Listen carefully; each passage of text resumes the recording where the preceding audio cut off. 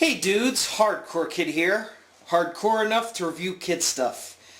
And, have you ever had one of those VHS tapes laying around that you just never watched?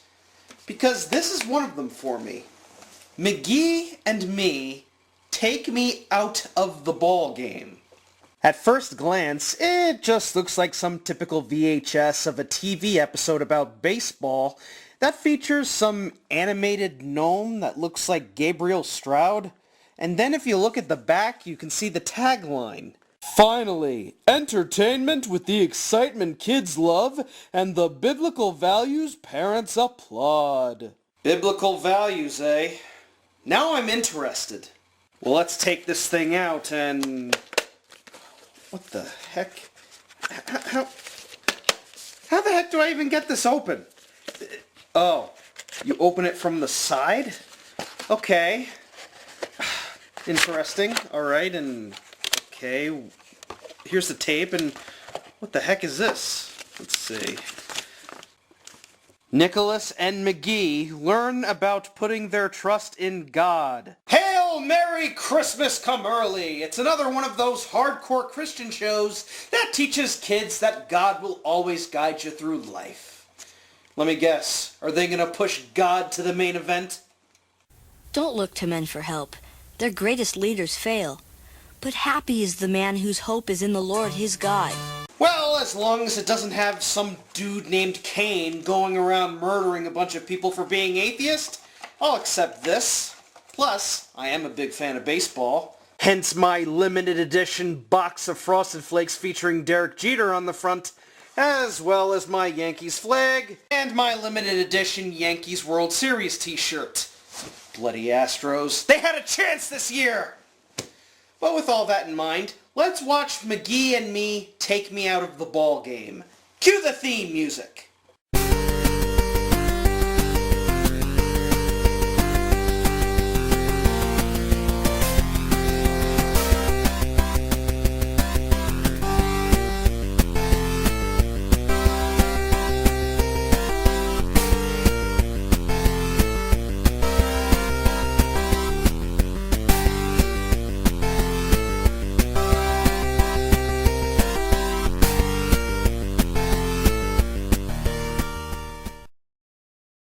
Oh, I'm sorry. I appear to have put in The Sandlot by accident.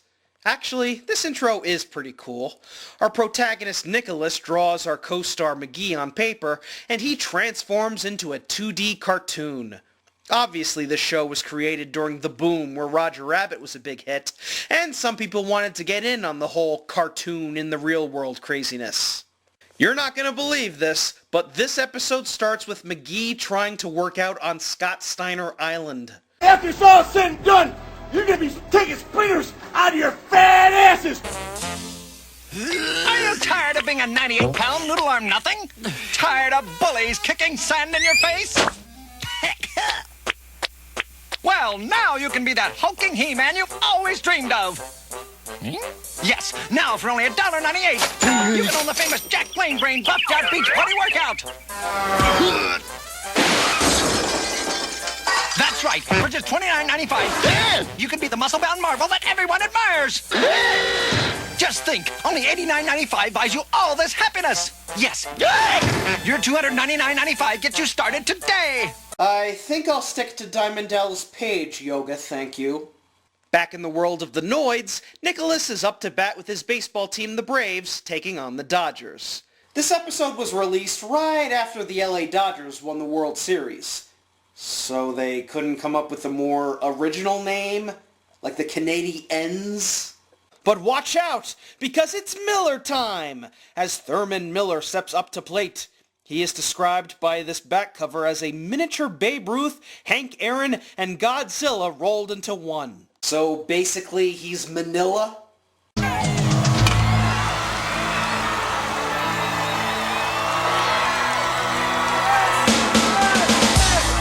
Congratulations! You're sure to make the World Series by 2017.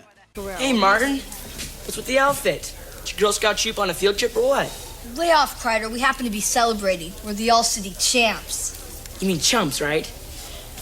With your hat full of mush like your head? Hey, I bet it hurt real bad if you were to lose this earring. Know what I mean? God has arrived, and his name is Thurman Miller. He's sure to be the next Robin Ventura. As far as acting goes, it's fine. I don't really recognize any of the actors. Actually, the one notable actor that appeared in the show is Whit Hertford, who just loves to keep appearing in my show for some reason. Does this guy have a Twitter account? Because I'm actually thinking of redoing my Land Before Time 3 review and maybe have him as a cameo. Or maybe do a co-op? That would be money. Huh. Mail. But I never get mail. What's this? Don't put your money where your mouth is. You don't know about this. Here with you. Speaking of acting, behold the incredible overacting of Nicholas's dad / coach. So long, you big bag of wind. Well, I promise you one thing. Not this year. No, sirree, buddy. This year I get even. This year it's payback time. This year, Harvey, I've got Thurman Miller. I'm gonna push that Thurman Miller so hard, I'm gonna make him my new son. Nicholas who? Alright, so where does this McGee character fit in? Well, apparently he's Nicholas's imaginary friend / guardian angel who tries to give Nicholas advice and get in some gags, and a bunch of fake product placement. When I played ball, it was a tough game, but not as tough as the payments on my new shimmy truck. These days, I call the big plays behind the mic and in the press box. And after a hard day, I like to freshen up with a little splash of old lice. So splash on some old ice today. I don't even get it. Is it supposed to be a reference to the MLB always advertising stuff? Also, Angel in the outfield, McGee is not. Really, it seems McGee is there to just give this show an identity, and at least try to liven it up, because without him, boy, what a boring show this is. It really is tough trying to riff on something when there isn't really much material to riff on. Except maybe for this random dream sequence where Orel Hirashir of the real Dodgers throws a pitch to Nicholas in which he gets triple played. Still not quite as embarrassing as the Texas Rangers last season. What's that? You thought I was joking when I said that Thurman was the god that watches over this crummy team? Because Nicholas sure isn't. It's the way you fawn all over him. It just doesn't seem right. Thurman is a star, okay? You should even be proud he came by for a bite. A bite? Godzilla did less damage. Nick, isn't it possible that you're so caught up with Thurman as a baseball player that you can't see what he's like as a person? Quit making Thurman Miller look like Geno Smith. He's just too good right now.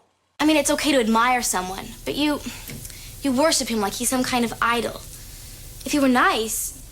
What's being nice got to do with it? Look, you're just jealous because we're about to become regional champs. God is supposed to be the center of our attention. The one we trust, remember? Sure. But you just wait. After tomorrow, you're going to be telling all your friends that Thurman Miller actually spoke to you. Well, what makes you think Thurman is that much of a tool bag? He only asked Nicholas to wash his cleats. Maybe after that he can kiss his toes. Or maybe scrub his tuchus. Of course, it's all building up to Miller choking when it's least convenient. Time for the All-Star Regional Championship, and it's against the Dodgers again? Are these seriously the only two teams in this league? So much fuss over making the regionals, and they may as well have lost all their games and still made it to the big game.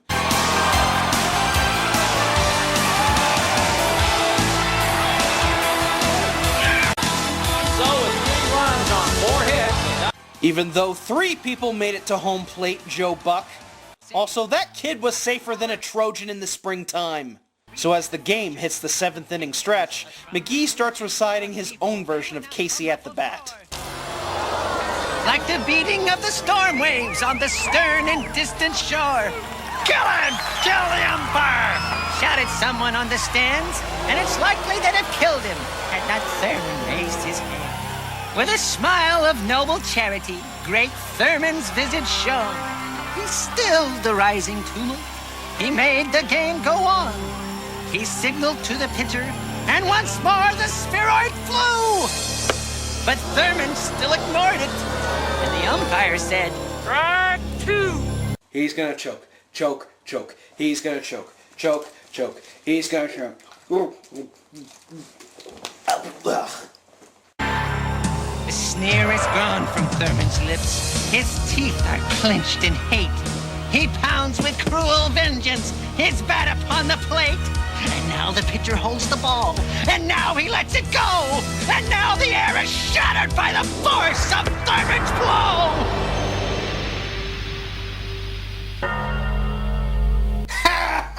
He totally choked. I'm real proud of the way you and the other guys played today. I've been thinking about how bad I wanted this game. Seemed like we had all the ingredients. Yeah, especially Thurman. Well, pal, I guess we both learned that when you dream without the Lord, you better dream again. So in the end, Thurman Miller was too light. God was not on his side. That really bites. And that's how the episode ends.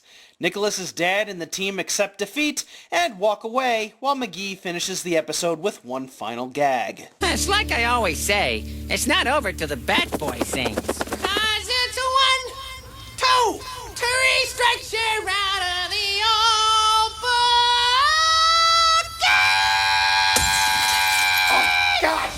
God! Great, my TV screen is broken again. I gotta go replace that. This episode was a thing. Psalm 146:3 reads, "Don't look to men for help. Their greatest leaders fail." This episode shows that hero worship is unhealthy, and that it was only a matter of time before Thurman completely relapsed. It's a depressing ending to an otherwise kind of boring episode.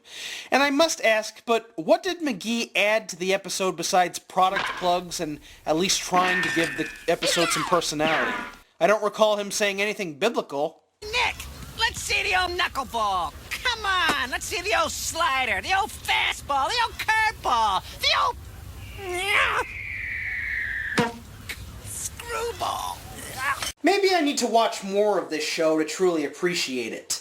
Was it worth having to have stocked around in my closet for 20 years? Not really, but it's not an awful episode. I just wish it had a little bit more substance to it. To be fair though, it's still not as bad as what I'm reviewing for Christmas. Oh yes, Christmas time has arrived, and I'm going to be looking at something really bad. Oh, what a fun Christmas present that's going to be. Until then, folks, I'm the Hardcore Kid saying, peace out, don't strike out.